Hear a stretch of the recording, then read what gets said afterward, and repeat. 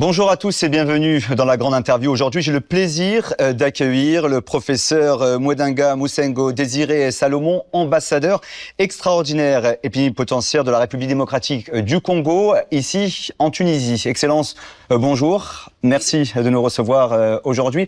Alors, on va essayer de faire ensemble un tour d'horizon de l'actualité qui fait votre pays et surtout des relations que votre pays entretient avec la région et le monde. Dans un premier temps, je voudrais savoir quelle est votre évaluation de la situation politique et sécuritaire actuelle en République démocratique du Congo. Bonjour Monsieur Bassem. J'en profite déjà pour saluer la grande communauté congolaise établie en Tunisie. Je profite de votre télévision pour aussi saluer les Tunisiens, le peuple ami tunisien et russe qui nous regarde. Alors, par rapport à votre question, je voudrais préciser que la situation sécuritaire de mon pays est préoccupante. Vous savez, depuis déjà le mois de janvier, les villes de Goma, d'abord, et plus tard la ville de Bukavu, sont occupées. Et c'est occupé par un groupe armé qu'on appelle AFC M23. Et donc, cette situation bouleverse les Congolais et le gouvernement s'attelle à pouvoir remettre, n'est-ce pas, de l'ordre dans cette partie de la République démocratique du Congo. Voilà, c'est préoccupant, mais c'est le moment de le dire. Au Congo se passe une situation terrible. Il y a un génocide qui a déjà duré 30 ans, mais c'est sous silence que le monde n'en parle pas. Et donc, de plus en plus, le gouvernement souhaiterait que la communauté internationale puisse comprendre et reconnaître ce génocide qui a déjà englouti plus de 12 millions de morts. Donc, la situation est préoccupante, mais le gouvernement s'attelle. La situation est préoccupante, comme vous l'avez dit. Il y a eu un petit espoir avec cette signature qu'on a eue à Doha entre le gouvernement congolais et le M23. La Tunisie a salué l'accord de principe. Comment interprétez-vous actuellement ce soutien tunisien et plus largement, quel rôle le Maghreb peut-il jouer dans la stabilité des Grands Lacs? Alors, avant de parler, n'est-ce pas, de cette signature de Doha, il faut se rappeler que déjà le 27 juin, il y a eu déjà une signature d'un accord de paix de Washington qui a précisé que, voilà, qui insiste beaucoup plus sur la préservation de l'intégrité territoriale de notre pays et donc du respect de la souveraineté nationale. Et plus tard, finalement, il y a eu, n'est-ce pas, l'histoire de Doha, qui précisait que l'accord de principe, donc, précisait qu'il faut d'abord libérer, n'est-ce pas, les prisonniers. Il faut que les réfugiés regagnent leur domicile. Il fallait naturellement un cessez-le-feu permanent, mais malheureusement, depuis le mois de juillet, qu'il y a eu cet accord, qu'il y a eu... Aujourd'hui, les choses n'avancent pas. Nous sommes déjà vers la fin du mois de septembre et la ville d'Ouvira constitue finalement le verrou. Le verrou parce que les rebelles voudraient conquérir cette ville, le gouvernement protège la ville, étant donné que si cette ville tombe, quand même, ça ouvre la voie à des imprévus. Et donc, nous apprécions beaucoup la position de la Tunisie, qui, dans sa déclaration, avait effectivement soutenu qu'elle soutenait, n'est-ce pas, le respect de l'intégrité territoriale de la République démocratique du Congo. Nous ne devons pas perdre de vue cette guerre. Il y a aussi des velléités territoriales qui sont derrière. Et donc, il y a peut-être ces volontés de vouloir grignoter un peu de la terre congolaise. Et ça, le gouvernement n'est pas d'accord. Le gouvernement milite pour qu'il y ait d'abord le retour de l'autorité de l'État sur toute l'étendue de la République. Et voilà. Donc, le problème est à ce niveau, mais nous apprécions quand même, n'est-ce pas, la position de la Tunisie quant à ce. Alors, on a pu remarquer, on a une sorte d'impasse actuellement, politiquement, que ce soit à l'intérieur de la République démocratique du Congo, avec ce souci. Finalement, est-ce qu'une aide pourrait être trouvée au-delà des frontières de la République démocratique du Congo? Et quelles sont finalement les priorités actuelles en termes de politique étrangère du président actuel de la RDC? Alors, le président de la République, son Excellence Félix Antoine Tshisekedi Tshilombo, il est sous tous les fronts. D'abord militaire et puis diplomatique. Comme le pays est en guerre, la première chose à faire, c'est de pouvoir retrouver la paix. Et donc, le président ne dort pas. Il a mobilisé le gouvernement national et on y travaille. Deuxième axe, c'est l'amélioration de l'image du Congo. N'est-ce pas? L'image du Congo, il faudrait que mon pays puisse retrouver, n'est-ce pas, sa place dans le concert des nations. Et troisième aspect, le président l'a signalé lors du 16e sommet de ZLECAf. C'était au moment du conseil des ministres, il a dit qu'il souhaiterait que les pays africains puissent apprendre à transformer localement ce qu'ils produisent. Et donc, cette transformation locale signifie, entre autres, l'industrialisation. Pour le cas du Congo, nous avons 3 avantages que nous tirons de cela. Le premier avantage, c'est que le Congo, c'est un pays qui est entouré par 9 pays. Ensemble, c'est 300 millions d'habitants. Et donc, c'est un grand marché. Quiconque investit au Congo, quiconque produit au Congo, il a ce marché-là. Deuxièmement, c'est que le Congo regorge une jeunesse dynamique. Une jeunesse dynamique, c'est-à-dire une main-d'œuvre abondante, gratuite, c'est-à-dire, disons, je dirais beaucoup plus, moins chère, mais aussi et surtout, elle est de plus en plus qualifiée. Parce que la jeunesse actuelle n'est pas comme la jeunesse d'il y a 100 ans, quand nous étions à peine en contact avec le premier colon. Nos grands-parents ne savaient ni lire ni écrire, moins encore ne parlaient aucune langue étrangère. Mais les jeunes actuels, ils manipulent les ordinateurs, ils manipulent les engins, ils parlent les langues, et donc c'est une main-d'œuvre vraiment abondante, moins chère, mais très qualifiée. Mais troisième axe, et aussi important, c'est que une fois on a transformé localement les produits, et que cela, ça pourrait permettre, n'est-ce pas, de pouvoir retenir cette jeunesse sur le sol africain.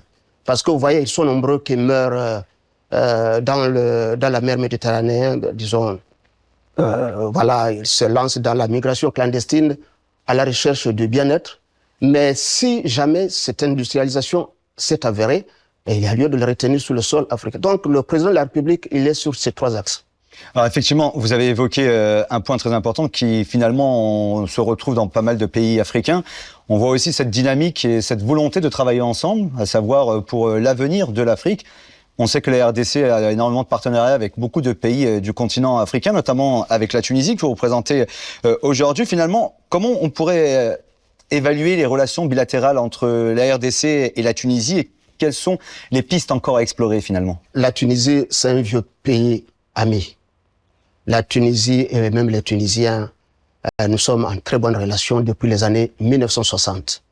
Alors, à cette époque-là déjà, les autorités ou bien les leaders des 2 pays avaient déjà tracé les voies, n'est-ce pas, sur le plan économique et technologique. La Tunisie a été au chevet de la République démocratique du Congo. Rappelez-vous que notre indépendance, nous l'avons eue dans la douleur.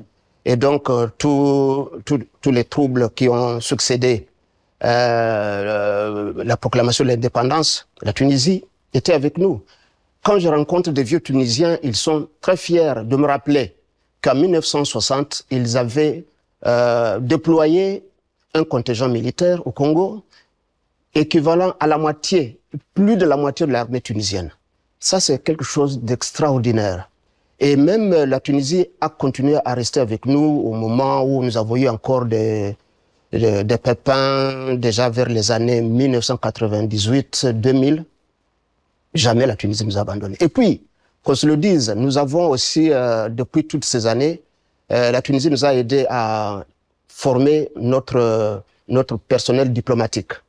Et la Tunisie a joué un grand rôle, n'est-ce pas, pour essayer de représenter le Congo dans les instances internationales au moment où nous étions encore trop fragiles. Donc ces relations sont très bonnes et ces relations de génération en génération, nous constatons que même les leaders tunisiens et congolais continuent toujours à maintenir allumé ce feu qui a déjà été n'est-ce pas, qui est clair depuis ces années-là.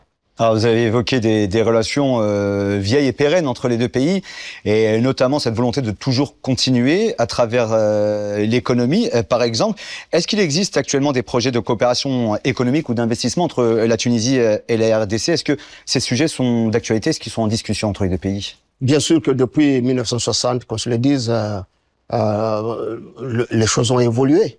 Les choses ont évolué et puis de nouvelles pistes ont été découvertes. Pour le moment, nous sommes en train de préparer la deuxième commission mixte entre la Tunisie et la République démocratique du Congo qui pourra baliser le moment venu et mettre sur pied, ça sera un cadre juridique pour pouvoir mettre sur pied, n'est-ce pas, autant d'accords. Mais il y en a plusieurs accords qui sont sur la table, qui sont en discussion ces derniers temps. Mais beaucoup plus, c'est la liaison aérienne directe entre Tunis et Kinshasa. Vous savez, les hommes d'affaires n'ont pas besoin de perdre le temps dans les avions pour aller du point A au point B. Cette manière de passer par des escales, ça perd le temps, ça ralentit les échanges et tout ça. Nous sommes en train de travailler de plus en plus comment on peut arriver, n'est-ce pas, à faire cette liaison directe entre la Tunisie et la République démocratique du Congo. Alors ces liaisons, vous en parlez des liaisons aériennes entre Kinshasa et Tunis qui pourront faciliter les échanges entre les hommes d'affaires des deux pays, mais aussi faciliter les échanges et la venue d'étudiants de votre pays, la République démocratique du Congo en Tunisie. On sait que les jeunes Congolais apprécient l'éducation qui est fournie ici en Tunisie. Il y a beaucoup d'étudiants qui sont actuellement ici dans les universités, que ce soit à Tunis, à Sousse ou encore à Monastir. Comment l'ambassade et vous, Excellence, accompagnez ces jeunes dans leur parcours académique? Les étudiants congolais qui évoluent en République tunisienne sont de plus en plus nombreux. Et d'ailleurs, ils ont toujours constitué la plus grande communauté estudiantine d'Afrique subsaharienne. Ces étudiants, au moment où nous pouvons atteindre le pic, il y a eu des moments où on a atteint 2000 étudiants congolais sur le territoire tunisien. Ils sont nombreux qui viennent pour apprendre dans plusieurs domaines. Ils sont nombreux qui viennent pour la formation professionnelle. Et donc, l'ambassade les accompagne dans la paperasse pour, n'est-ce pas, pour tous les aspects administratifs. On les accompagne, mais beaucoup plus, on les encourage à apprendre et à apprendre sérieusement, à accumuler des expériences, à apprendre les bonnes pratiques, parce que, effectivement, le Congo a besoin d'eux au moment où ils ont fini leur formation, qu'ils puissent regagner le pays avec le bagage intellectuel qu'ils auront déjà acquis, et qu'ils puissent contribuer, n'est-ce pas, au développement du pays. Alors ce développement du pays, certes, il va passer par une éducation, une préparation de cette jeunesse qui sera finalement la relève en Afrique. On va parler de l'Union africaine justement, car c'est une dynamique importante. L'Afrique a déclaré qu'elle souhaitait évoluer et continuer en interaction entre les différents acteurs du continent. Quel rôle la RDC souhaite jouer dans l'intégration régionale africaine, notamment au sein de cette institution qui est l'Union africaine? Nous connaissons tous que la République démocratique du Congo est située au cœur de l'Afrique.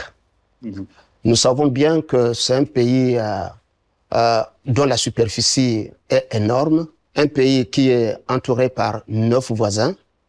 C'est déjà un grand atout. De deux, la République démocratique du Congo se trouve dans plusieurs organisations régionales. Nous avons de côté la CEAC, 11 pays. Nous sommes dans la SADC, 16 pays. Nous sommes dans la CEPGL, 3 pays. Nous sommes dans l'EAC, donc Eastern African Community, 8 pays. Lorsqu'on met toutes ces organisations régionales ensemble, la République démocratique du Congo est en partenariat avec 36 pays.